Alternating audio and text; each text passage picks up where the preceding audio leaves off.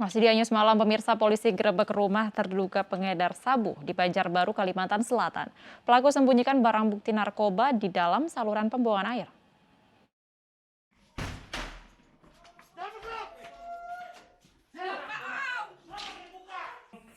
Orang bangun semua, ada yang buka pintu, kenapa, maksudnya apa? Sebuah rumah kos di Jalan Hercules, Banjarbaru, Kalimantan Selatan, digerebek unit Reskrim Polsek Banjarbaru Barat.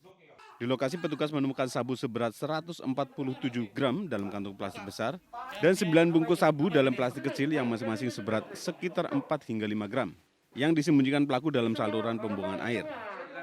Di dalam rumah, polisi mengamankan 3 pria yang diduga pengedar narkoba jenis sabu.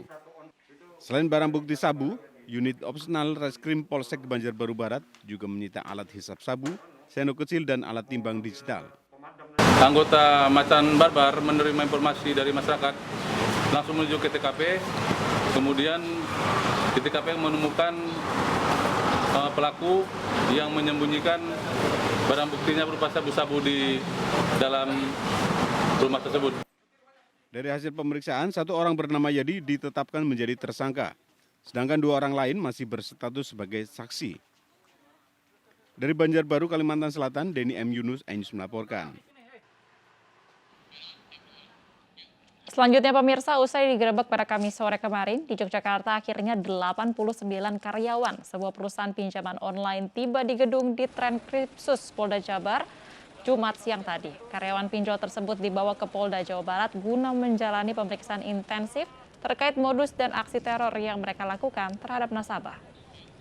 Dari 89 karyawan, 83 orang bertugas sebagai kolektor dan 6 orang yang berperan sebagai manajer dan bagian personalia.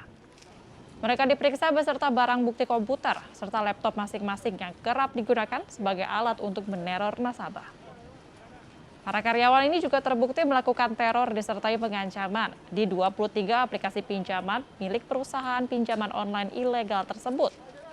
Dari 89 karyawan, 4 orang diduga terlibat langsung dalam aktivitas pinjaman online tersebut. Sementara 85 lainnya masih berstatus sebagai saksi. Para pelaku terancam hukuman maksimal 12 tahun penjara. 15 menit yang lalu sudah sampai ke sini, ada 89 orang yang sudah kita amankan di daerah Depok, Yogyakarta. Nah, untuk sementara yang bersangkutan kita sedang melaksanakan pemeriksaan, ya, pemeriksaan secara bersama-sama. Jadi nanti dari situ baru kita bisa tentukan masing-masing peranannya. Sementara itu, pemirsa, 3 orang ditetapkan sebagai tersangka dalam perkara pinjaman online Ruko Crown Green Legacy di Tangerang. Ketiga tersangka ini dijerat dengan pasal UU ITE. Di salah satu ruko di sana yang kita amankan adalah 32 orang di sana yang kita kemudian bawa ke Polda Metro untuk lakukan pemeriksaan. Sampai dengan tadi pagi sekitar pukul 10 ke 32 sudah kita lakukan pemeriksaan. Ya. Di sini kita persangkakan di pasal 35 yaitu pasal 51 dan atau pasal 27 yaitu pasal 45 Undang-Undang ITE. Dari ke-32, 3 orang kita tetapkan sebagai tersangka. Perannya adalah dia yang melakukan penagihan pinjaman dengan mengirimkan foto-foto korban dengan foto-foto pornografi yang seolah-olah foto itu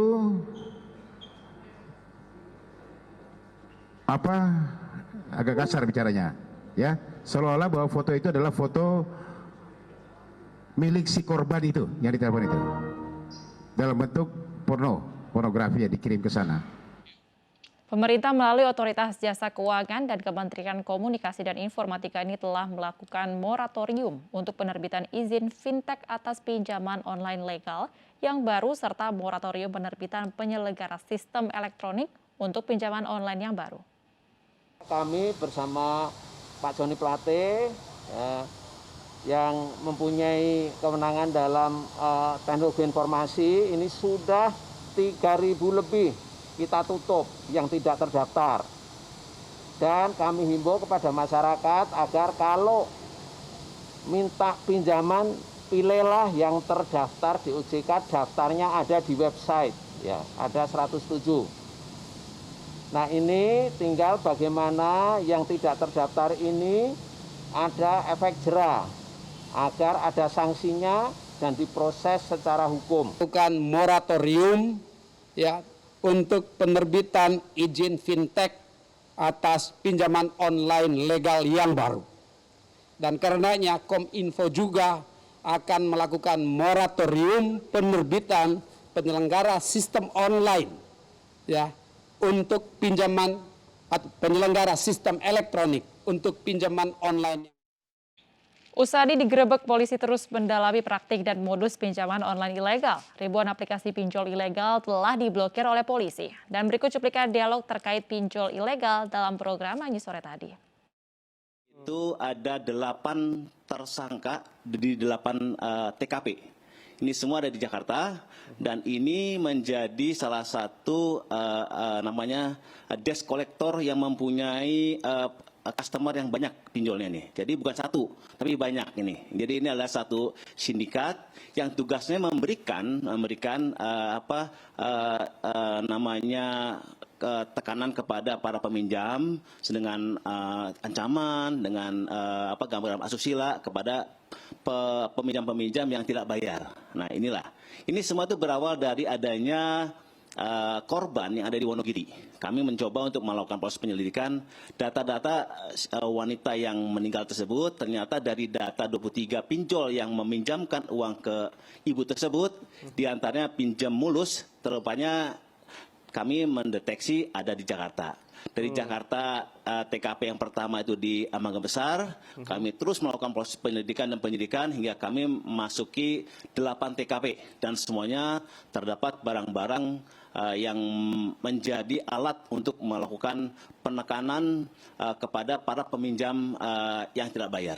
Kalau terkait dengan pinjol ilegal yang kita tangkap beberapa waktu yang lalu adalah kurang lebih antara setahun sampai setahun setengah.